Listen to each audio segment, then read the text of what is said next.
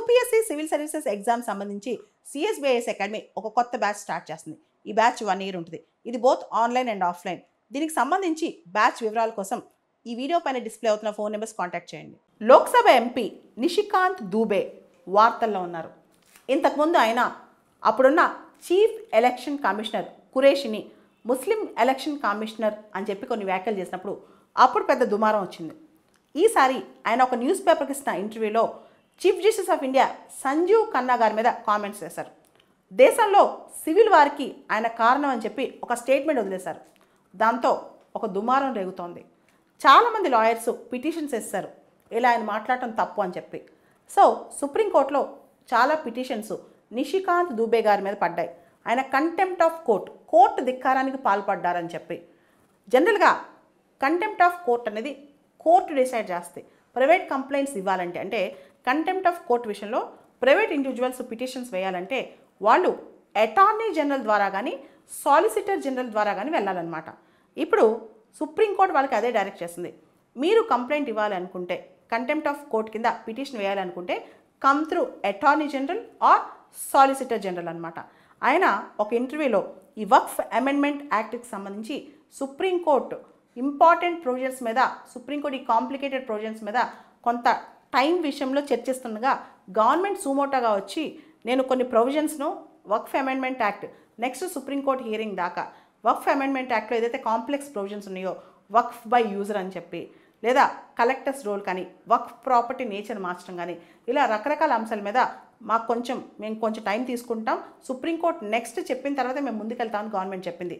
Supreme court చాలా విషయాల్లో legal ఇష్యూస్లో involve కాకుండా ఎగ్జిక్యూటివ్ విషయాల్లో చాలా ఇన్వాల్వ్ అవుతుంది. జడ్జిమెంట్స్ రూపంలో ఎగ్జిక్యూటివ్ ఆర్డర్స్ ఇస్తుందని చెప్పి విమర్శలు చాలామంది చేస్తున్నారు. దీనికి సంబంధించి ఇలాంటి విమర్శలు చేయొచ్చా చేయకూడదా? Chief justice of India Sanjiv Khanna గారి వల్ల దేశంలో సివిల్ వార్ వస్తుందా, దీని మీద అసలు మాట అనొచ్చా, దీని మీదే చర్చ జరుగుతుందన్నమాట. దీనికి సంబంధించి మనకి భారతదేశంలో కంటెంప్ట్ ఆఫ్ కోర్ట్ యాక్ట్ 1971 ఉంది. దీనిలో సివిల్ కంటెంప్ట్, క్రిమినల్ కంటెంప్ట్ అని రెండు ఉంటాయి అన్నమాట.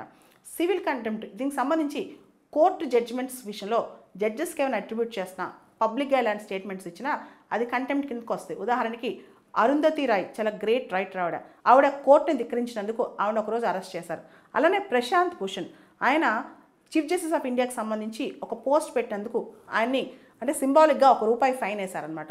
ఇట్లా భారతదేశంలో కంటెంప్ట్ ఆఫ్ కోర్ట్ యాక్ట్ 1971 అని ఉందన్నమాట.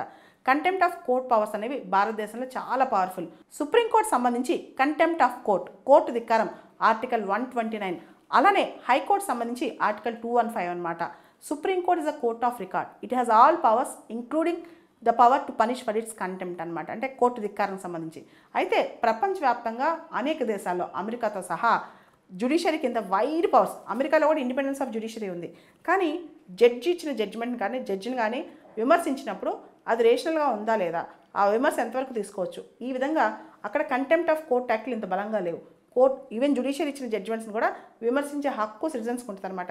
కానీ భారతదేశంలో ఈ కంటెంప్ట్ పవర్స్ అనేవి చాలా వైడ్గా ఉన్నాయి. ఆ పవర్స్తోనే కోర్టు కూడా ఇండిపెండెన్స్ ఎంజాయ్ చేస్తానని భావిస్తుంది. అయితే ఇక్కడ ఒక చిన్న థిన్ లైన్ ఉందన్నమాట. మనం జడ్జిమెంట్ మీద క్రిటికల్గా ఎవాల్యుయేట్ చేస్తున్నామా, జడ్జిని తిడుతున్నామా, ఈ రెండింటికి పెద్ద డిఫరెన్సే ఉంది. అండ్ రీసెంట్గా జ్యుడిషియరీ సిస్టంలో కూడా మన ట్రస్ట్ ఎరోడ్ అయిపోతుంది. చూసారు కదా, రీసెంట్గా ఢిల్లీలో జడ్జింట్లో కట్లుగా నోట్ల కట్లు దొరకటం, ఆ తర్వాత జడ్జెసే బయటకు వచ్చి ప్రెస్ కాన్ఫరెన్స్లు పెట్టి చీఫ్ జస్టిస్ ఆఫ్ ఇండియా మీద కంప్లైంట్ ఇవ్వటం, అంతేకాదు జడ్జెస్ మీద సెక్షువల్ హరాస్మెంట్ ఎలిగేషన్స్ అవటం, ఇవన్నీ చూస్తే జ్యుడిషియరీ మాత్రం ఇన్నిటికి ఇమ్యూనా? కానీ జ్యుడిషియరీకి మాత్రం రెస్పాన్సిబిలిటీ ఉండదా? వాళ్ళు జడ్జ్మెంట్ ఇస్తే మాత్రం వాళ్ళని అంటే తప్పేంటి అనే క్వశ్చన్ కూడా వస్తుంది. ఈ మధ్య చాలామంది చీఫ్ జస్టిస్ ఆఫ్ ఇండియా మీద కూడా పెద్ద ఎలిగేషన్సే చేస్తున్నారు అనమాట. Even former chief justice of India Chandrachud గారి మీద కూడా ఎలిగేషన్స్ స్టార్ట్ అయ్యాయి. ఈ టైంలో అసలు న్యాయ వ్యవస్థని ప్రజలు నమ్ముతున్నారా లేదా, ఇదే పెద్ద ప్రశ్న.